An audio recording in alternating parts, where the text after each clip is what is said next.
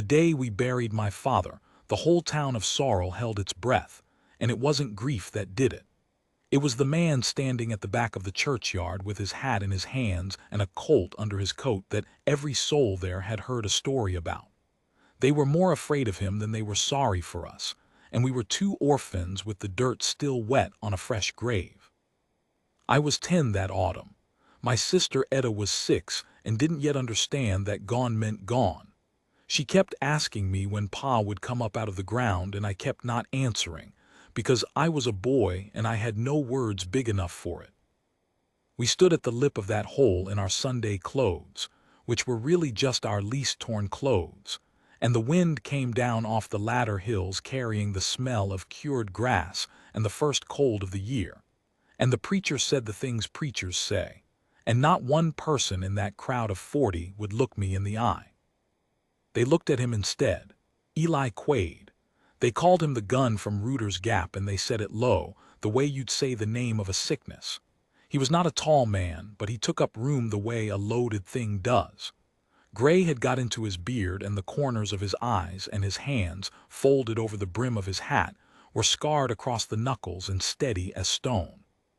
He had ridden in that morning out of country no one in Sorrel had ever crossed, and he had not spoken to anybody, and the crowd had parted for him like water around a snag.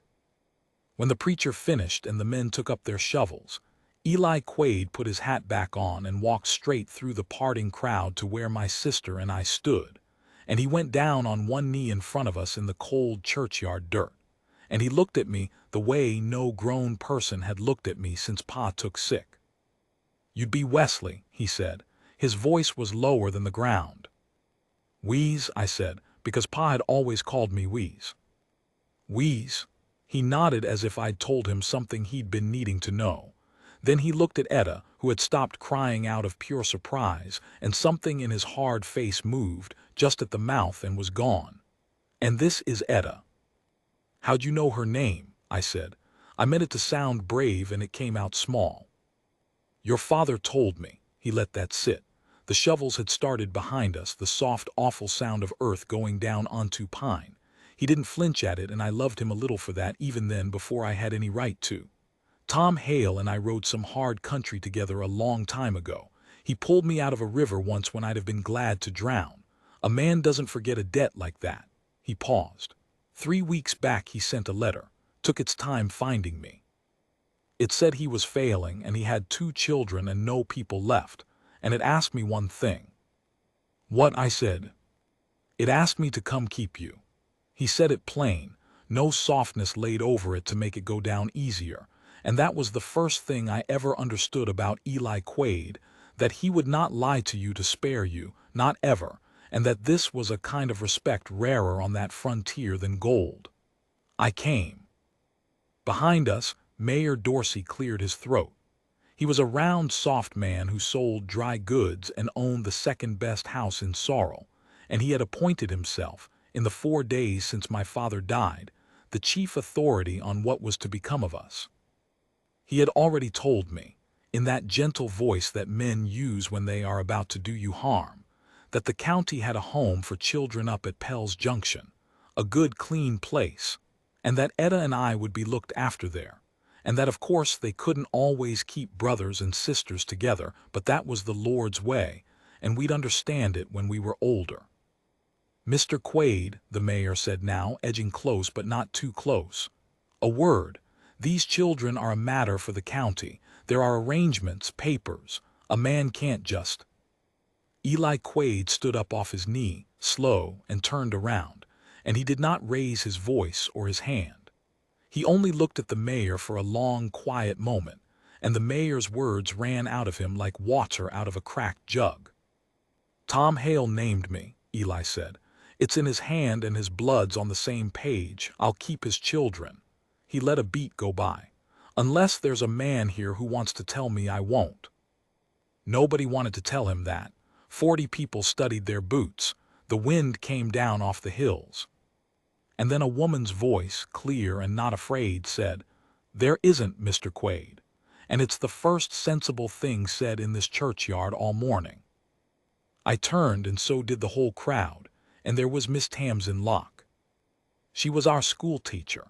She had been our school teacher for 9 years, which meant she had taught half the grown men standing there with their shovels, and they were embarrassed of her the way you get embarrassed of someone who has seen you be a fool when you were young.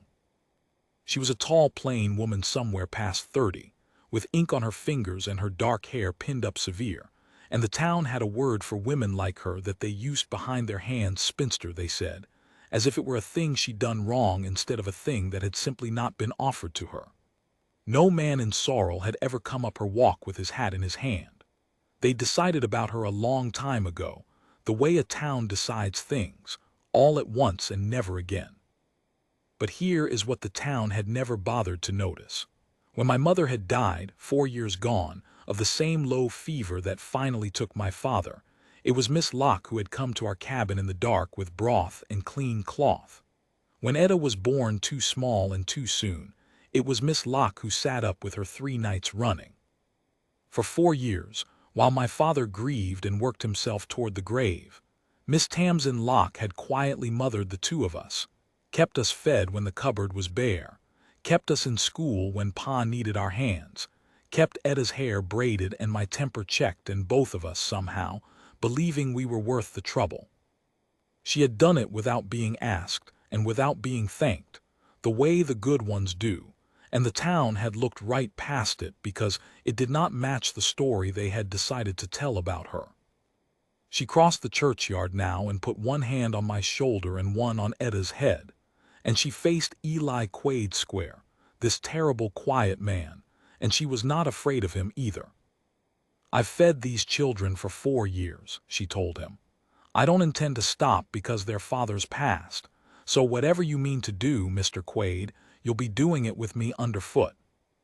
For the length of a breath those 2 looked at each other across the top of my sister's head, the feared gun and the cast-aside teacher, and I swear I felt something turn over in the cold air between them, though I was too young to name it and they were both too guarded to let it show. Then Eli Quaid touched his hat brim to her, the smallest motion, and said, "I'd be a fool to refuse it, ma'am," and that was the beginning of everything. The town of Sorrel decided to disapprove of all of it at once. A killer and a spinster setting up to raise the dead Hale children on that hardscrabble claim Quaid had bought sight unseen up Cinder Creek. It was the best scandal the town had had in a year, and they wore it out fast. The deacons' wives clucked. Mayor Dorsey wrote letters to the county and got no answer, because the county did not care 2 cents about 2 orphans nobody could be billed for. And up in his big white house at the head of the valley, Brock Sallow heard about it and smiled, because 2 children and a hired widow teacher and an aging gun on the Hale claim were a great deal easier to move than a healthy man named Tom Hale had been. I should tell you about the water, because the water is the why of all the trouble that came after. My father's claim sat on the only living year-round water for 15 miles, a cold spring that fed Cinder Creek down a stair of little falls into the dry grass flats below. Sallow ran 4,000 head on those flats, and 4,000 head drink, and in a dry year, and they were all dry years in that country, the man who held the spring on Cinder Creek held Brock Sallow's whole operation by the throat. My father had never used it against him. Tom Hale was not that kind of man. He let Sallow's cattle water for the asking and never charged a dime, and Sallow had spent 10 years being polite to him for it and handing it the whole while, because Sallow was a man who could not abide owing a thing he had not bought. Now Tom Hale was in the ground, and the claim and the spring passed to 2 children, and a child cannot hold a thing. Sallow knew it the way a hawk knows a hurt rabbit. He had offered, the very week of the funeral, to take the burden of the place off the children's hands for a sum that wouldn't have bought a good horse. When Eli Quaid sent that offer back unsigned, Sallow stopped smiling and started planning. But I am ahead of myself, the way old men get. Let me go back up the hill. The claim was no place to raise children, and we all 3 knew it. It was a 1-room cabin of unchinked logs with the wind coming through, a lean-to barn, a few acres of stony ground, and the spring. Eli Quaid had bought it from the bank for back taxes the day he rode in, paid cash out of a flat wallet he kept against his ribs, and he never told us where the money came from, and I have my own grim ideas. The first night, the three of us, for it was three then, Miss Locke went back to her room behind the schoolhouse each evening, that being proper. The first night Eli built up a fire that smoked because the chimney drew bad, and he cooked beans and bacon in a skillet, and Etta cried because nothing smelled like home, and he did not know what to do with a crying child any more than he'd have known what to do with a sermon. He stood there holding the skillet and looking at my sister sobbing on the floor, and the famous gun from Rooter's Gap was as lost as I'd ever seen a grown man be. Then he crouched down. He was always crouching down to us, putting his hard old eyes level with ours, and I came to understand that it was the only courtesy he knew how to pay, and he said to Etta, "I had a girl once, smaller than you." That was all. But Etta stopped, hiccuping, and looked at him, and asked where his girl was now, and he said, very quiet, "Gone on ahead." And Etta, who knew all about gone now, reached out and patted his scarred hand with her little one as if he were the one wanted comforting. And maybe he was. I learned the rest of it in pieces over that winter, the way you learn the deep things, never all at once. Eli Quaid had been an ordinary man once, with a wife named Sarah and a son not yet 2, and a small holding back in country he never named. A sickness had come through and taken both of them in the same week and left him standing alone in a swept-clean house, and the man who walked out of that house was not the man who had walked in. He had gone looking for a way to die that would feel like something, and found it in the worst trade a man can take up. For 15 years he had hunted men for money, bad men mostly. He was always careful to say, men with prices on them and blood on them, but he never pretended that made it clean. A gun doesn't ask after a man's character, he told me once, much later. Mine surely never did. He had grown old and feared and tired, and somewhere in there he'd put the killing down, or tried to, and gone drifting. And then a letter from a man who'd once hauled him out of a river had found him and given him, at the very last, a reason to be alive that wasn't death. We were that reason. He never said it. But I have come to believe that Tom Hale's letter saved Eli Quaid every bit as much as Eli Quaid saved us, and that my father, dying, knew exactly what he was doing for his old friend when he asked. Miss Locke came up the hill the second morning, and the third, and by the end of the first week she came up every morning at first light, walking the 2 miles from town with a satchel of slates and primers over her shoulder, and she changed that cold cabin the way the sun changes a frosty field, not all at once, but you turned around and it had happened. She did not fuss at Eli and he did not bristle at her. They worked it out between them without much talk, which was the way they were both built. She brought order, a washing day, a schedule of lessons for me and Etta at the plank table, a jar of wildflowers gone now to dry stalks but set in the window all the same, because she said a home needed something in it that had no use but to be looked at. He brought the harder things. He chinked the cabin against the wind, rebuilt the chimney so it drew, broke the stony ground, mended the lean-to, taught me to set a snare and read a track and sit a horse like I meant it. They were 2 people who had each, in their separate ways, given up on ever having a family, and they found themselves keeping house together over 2 orphans, and they were so careful with each other at first that it would have been comical if it hadn't been so tender.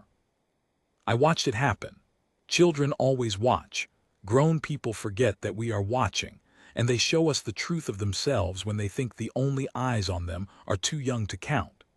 I saw Eli Quaid notice the cold in Miss Locke's hands when she came in of a morning from the long walk, and start, without a word about it, leaving a horse saddled for her at the schoolhouse the night before so she could ride. I saw Miss Locke notice that Eli ate last and least, taking whatever was left after the children were full, and start cooking a quiet third more than the pot needed so there'd be enough. Neither of them ever said a word about either thing. That was their courtship, that whole first winter, a saddled horse, a fuller pot, 2 proud guarded people leaving small mercies out for each other in the dark like you'd leave milk for a half-wild cat, hopping it would come closer and never daring to grab. The first trouble came in November, with the first hard freeze. I woke to Eli already up, standing in the cabin door looking down the hill in the gray, his coat on over his nightshirt and his gun in his hand. I came and stood by him, the cold coming up off the floor through my bare feet, and looked where he looked. Down where the south fence ran along Sallow's range, the wire was down, not broke, but cut, neat as a tailor, every span of it for a quarter-mile, and Sallow's cattle were already through it, dark shapes spreading up the slope toward our spring, churning the ground we'd broke, fouling the water. "Stay in," Eli said to me, and went out without his boots laced, and I disobeyed him and watched from the door. He didn't shout. He didn't draw the gun. He walked down through the cattle, slow, and a rider sat his horse at the edge of the herd watching, one of Sallow's men, a long, lean fellow named Katie with a face like a hatchet, and he was grinning. Eli walked up to within 10 feet of Katie's horse and stopped, and the two men looked at each other, and whatever Katie saw in Eli Quade's face that morning took the grin off it fairly quick. "Wire's down," Eli said. "So it is," said Katie. "Cattle wandered, wild country." "It's cut," Eli said. Katie shrugged. "Prove it to the county." "Oh, wait," he smiled again, smaller. "County don't come out for 2 orphans and a hired gun, does it? Mr. Sallow says to tell you he's still willing to take the place off your hands. Generous, considering. Children be better off in town anyhow. This is no country for them." He said that last part looking past Eli up the hill, right at me standing in the doorway, and there was a thing in his look that I did not have a word for at 10 years old but understand now in my bones. He looked at me the way a man looks at a stray dog he means to shoot, not with hate, which would at least be a kind of attention, but with the flat indifference of a man clearing brush. To Katie, to Sallow, we were not children. We were an obstacle that happened to be small. We were the thing in the way of the water. We could die, was the message, and it would cost them nothing and trouble them less. Eli Quade heard that look.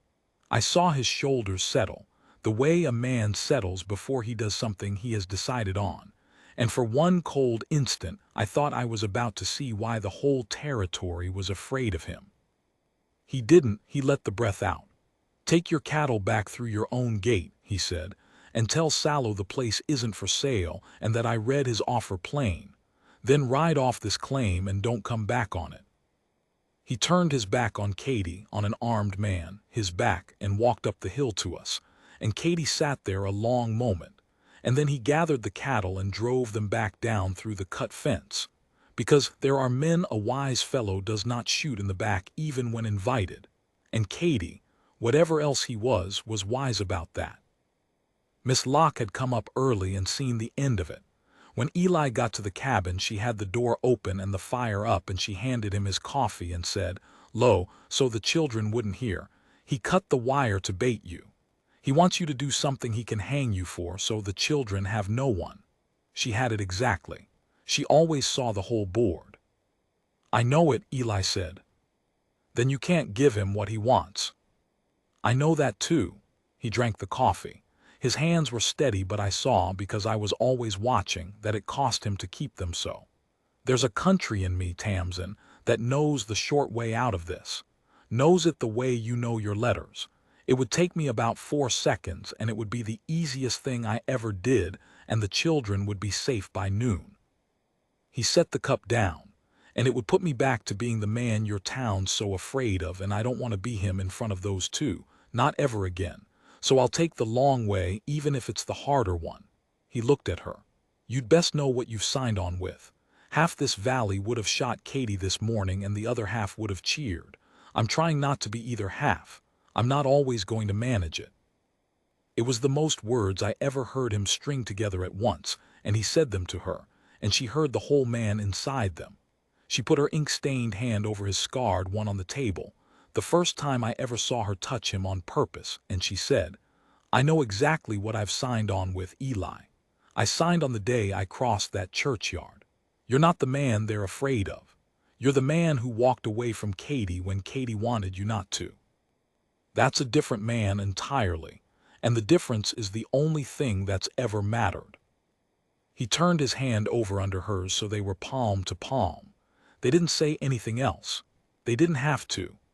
I was 10 and I knew, watching from the loft where they'd forgotten me, that I was looking at two people falling into something they'd both long ago decided would never be offered them, and being almost too afraid of the gift to take it.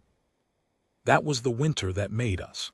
The trouble from Sallow came in small mean increments: the fouled spring, a dead steer left to rot upwind of the cabin, a fire set in our hay that Eli caught in time, ugly talk seated in town that the children weren't safe up there with that man.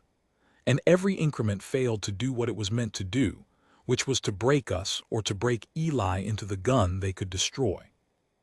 Instead, the trouble drove us closer, the four of us, the way a hard winter drives stock into a single warm huddle, and by the time the snow came deep and shut the valley down to a white silence, we were not a feared gunman and a hired teacher minding two orphans anymore. We were a family that had not yet said so out loud. I remember the night it stopped being unsaid, because it was the night Etta got sick. It came on fast, the way it does with the small ones: a cough at supper, a fever by dark, and by midnight she was burning up and talking to people who weren't in the room, and the snow was 4 feet deep on the road to town and still falling, and the doctor was 2 miles off through it and might as well have been on the moon. I had seen this before. I had seen exactly this with my mother. I sat in the corner of that cabin with my knees up under my chin, and I went somewhere cold and far inside myself, where the gone go to wait. Miss Locke did not let me stay there. She came across the room in the firelight and took my face in both her hands and made me look at her, and she said, "Wesley Hale, I have sat up with this child sicker than this, and I have not lost her yet, and I do not intend to start tonight. Now you are going to help me because I need your hands, and a boy with work to do has no time to be afraid. Do you hear me?" And I heard her, and I got up, because she had given me the one thing fear can't live alongside, which is a job. We worked over Etta all that night, the 3 of us. Tamsin cooled her and dosed her with the bitter things she carried in her satchel for exactly such a night. I kept the fire and hauled snow to melt and held my sister's hot little hand and told her the stories Pa used to tell, the ones about the brave dog and the lost lamb, told them over and over in a low voice through the worst hours. And Eli, who had hunted hard men through hard country for 15 years and feared nothing on God's earth, Eli Quaid was no use at all for the first hour, because he was watching another fever take another small child while he stood by helpless, and I understood, even then, that he was back in his swept-clean house with his own boy dying and could not get out of it. Tamsin saw it too, and she did for him what she'd done for me. She put him to work. "Eli," she said sharp, "I need the kettle hot, and I need it now, and then I need you to sit by her and let her hear a man's voice, because her father had one and she'll know the difference and it'll steady her. You're not standing there watching. You're working. Move." And he moved. He sat down by my sister's bed, and he took her hand in his ruined gun hand, and he talked to her low all the rest of that terrible night. Not stories. He didn't have stories, but the plain, quiet facts of the world. The names of the hills and the way the spring ran under the ice, and how come spring there'd be calves in Sallow's lower pasture for her to go see. And somewhere in the gray before dawn the fever broke, and she came back to us, slick with sweat and weak as water, and opened her eyes and looked up at the hard old face bent over her in the firelight, and she said, clear as anything, "Don't go on ahead, Eli. Stay." And Eli Quaid, the gun from Rooter's Gap, put his face down against my little sister's hand, and his shoulders shook, and Tamsin came around the bed and stood behind him and laid her hand on his back, and over the 2 of them, over my whole sleeping and waking family, the snow stopped falling outside, and a hard, clean dawn came up white over the latter hills, and I knew we'd live. All of us. I knew it the way you know a thing in your chest before your head has worked it out. They married in the spring, when the road opened. It was not a grand thing. The same preacher who'd buried my father said the words in the same little church, and this time the town came not to gawk, but because they'd started, over that long winter of watching us refuse to be broken, to be a little ashamed of themselves. Tamsin wore a gray dress and a sprig of the first wild plum blossom in her dark hair, and Eli wore a clean shirt and stood up straight and looked at her like a man looking at water after a long dry crossing. And when the preacher asked did she take this man, Tamsin Locke, who had waited past 30 in a town that had decided about her, who had been called spinster behind hands by men she taught their letters, Tamsin lifted her chin and said, "I do," in that clear, unafraid voice. And you could feel the whole church understand, all at once, that they'd been wrong about her for years. She hadn't been a woman nobody chose. She'd been a woman waiting, with all the patience and worth in the world, for someone worth being chosen by. And he'd ridden 3 hard weeks out of nowhere to her. When it came time, the preacher asked, gentle, if the children had anything they wished to say, which was not the custom, but he was a kinder man than I'd given him credit for. And before I could even think what a boy ought to say at such a time, Etta, 6 years old, in the front pew, swinging her legs, slid down and walked right up between the two of them and reached up and took Tamsin's hand, and announced to the whole church in a voice that carried clear to the back, "This is my mama now." Not a question. A fact she was correcting the record on, in case anyone had it wrong. The church went very quiet. Tamsin Locke, Tamsin Quaid now, went down on her knees in her gray wedding dress right there on the church floor and gathered my sister up and held her. And over Etta's shoulder she found my eyes where I stood, the boy who'd been too proud and too scared to come up, and she held out her other arm and I went. I went and let myself be held, and I was not too old for it, and I have never once since been ashamed that I went.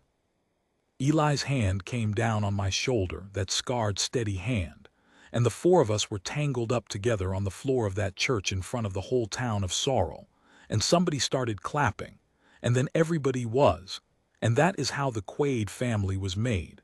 Not on the claim, not in the law's papers, but on a church floor with a 6-year-old setting everybody straight.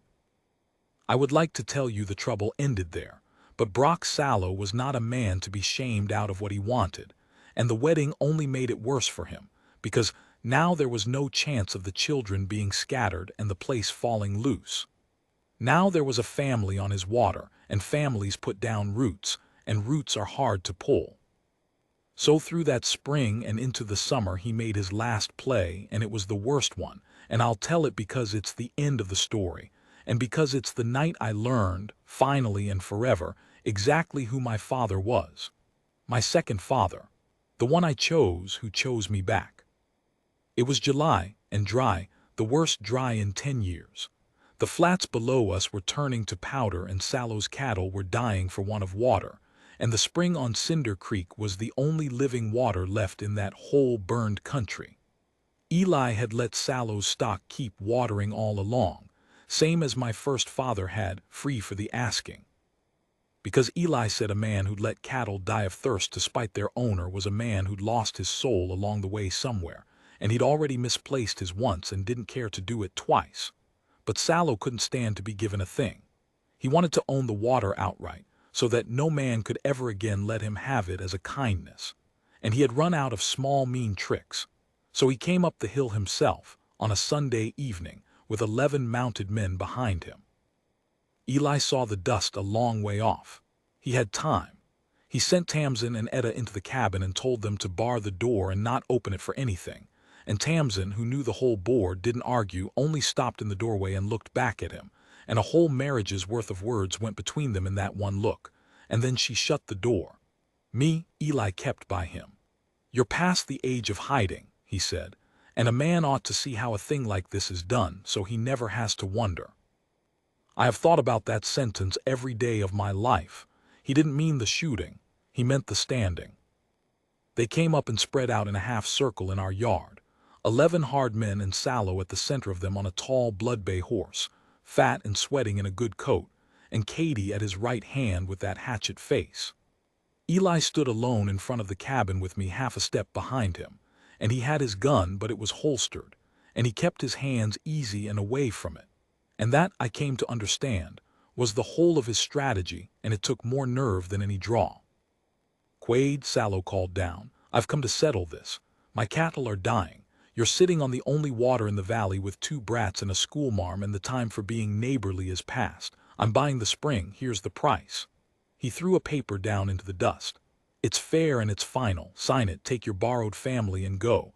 Or don't sign it and stay, and we'll see how long a man with a wife and children can sleep easy on a contested claim in a dry summer. Things happen up here. Fires. Accidents a long way from the doctor, he smiled. It's no country for children. I'd hate for something to happen to them. He'd said it. The thing under all of it said out loud at last, that our lives, the children's lives, were the chip he was betting, that we could die and it would just be a sad thing that happened in dry country, a tragedy with no name on it. He'd said it the way Katie had looked it, back in November, and I felt Eli Quaid change beside me. He did not draw, but the easiness went out of him, and what came into its place was the thing the territory feared, and I felt it the way you feel a storm drop the temperature 10 degrees before the first wind.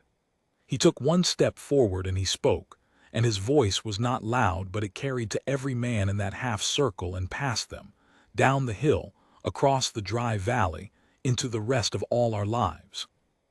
Brock Sallow, he said, I'm going to tell you who I am since you've forgotten, and then I'm going to tell you what's going to happen, and you're going to ride home, and it's going to be the smartest thing you ever did. I'm the man they called the gun from Ruther's Gap. There are 11 men behind you, and I have counted them, and I want you to understand plainly that if a single shot is fired in this yard tonight, I will not survive it, but neither will you, Brock, you personally. You'll be the first, and you'll be dead before your hand clears leather. And so will Katie, and so will the 4 nearest behind you. And I've done the arithmetic in cold blood more times than you've had hot dinners, and I am not guessing. You came up this hill thinking you were threatening a rancher. You're not. You're standing in a dead man's yard talking to the thing he used to be, and the only reason that thing has not already done its work is the woman behind that door and the boy at my back, who I would rather not be in front of when I'm being him. He let that sink down into the dust with the contract. But I will be him, Sallow. For them, I will put him back on like an old coat, and I will be very, very good at it, because it's the only thing I was ever truly good at. So you choose. You can have a war over a spring you've always been welcome to drink from for free, and you'll win it, 11-1, and it'll cost you your life and half your men, and you'll be just as dead as the smallest child up here.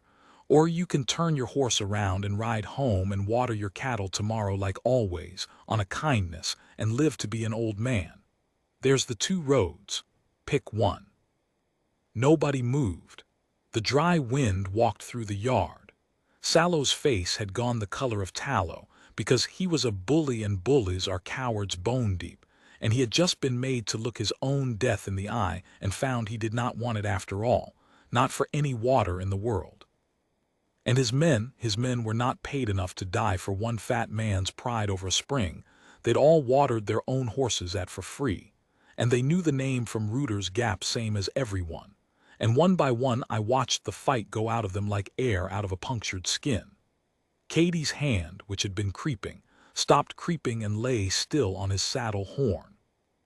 And then the second thing happened, the thing I think Eli had half hoped for and half not let himself count on.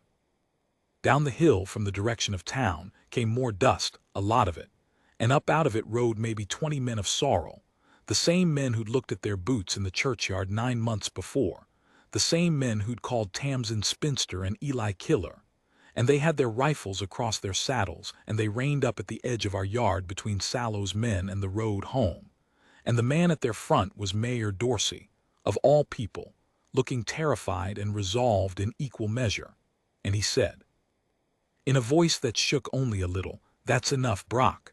The whole town's had enough. These are our people up here. The boy's our boy. We let it go too long. You'll water free like you always did, or you'll dry up, but you'll not run a family off Cinder Creek while sorrel stands by. Now go home." I have wondered all my life what turned them. I think it was the winter.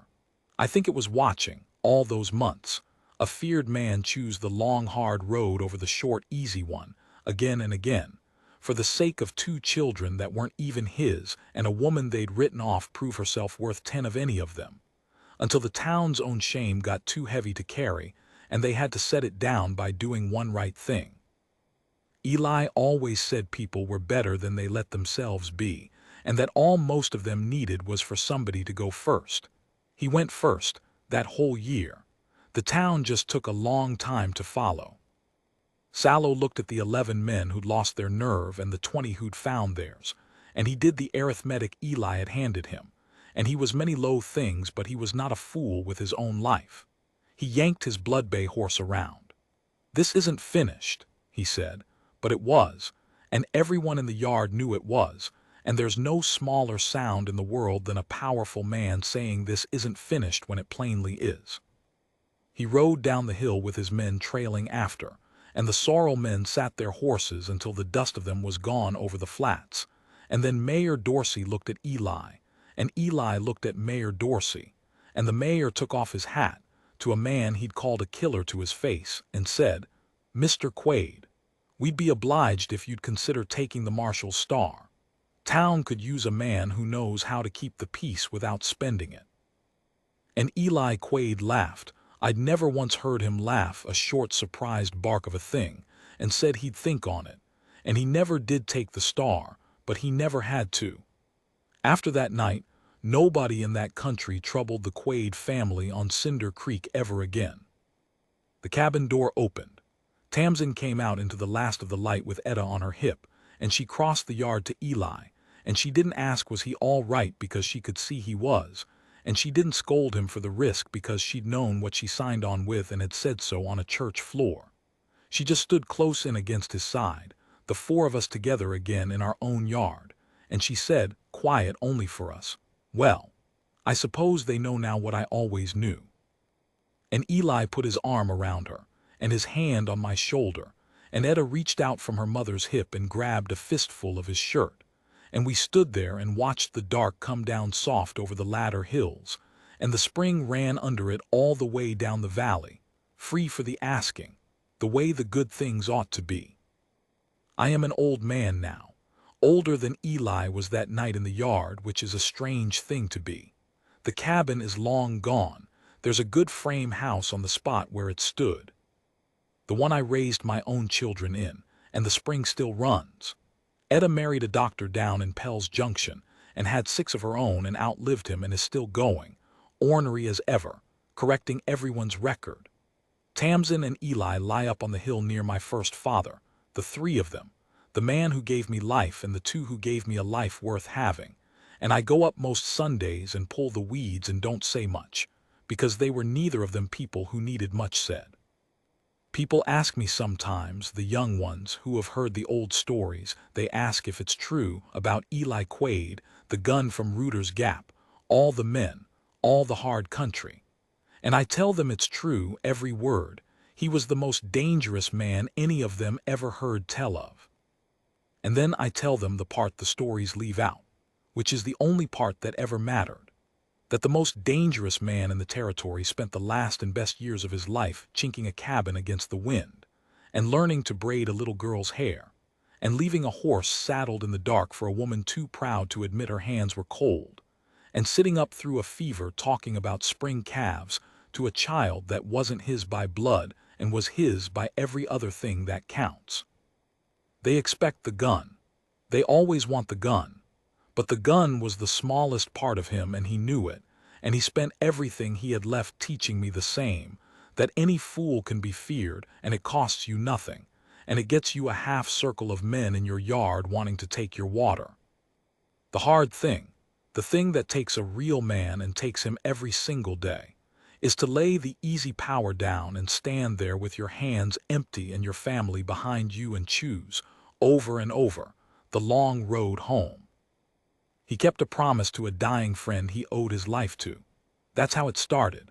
A schoolteacher nobody had ever chosen climbed a hard hill because 2 children needed her, and stayed and was finally, gloriously chosen. That's the middle of it. And the end of it is 4 people tangled together on a church floor while a 6-year-old set the whole town straight about who her mama was. That was my family. The killer and the spinster, the town used to say, before the town learned better. I say my mother and my father. I say the 2 people who looked at 2 children the world had decided could die, and decided otherwise, and built a home on it out of nothing but grit and a kept word and a love that came late and hard and was worth every mile of the waiting.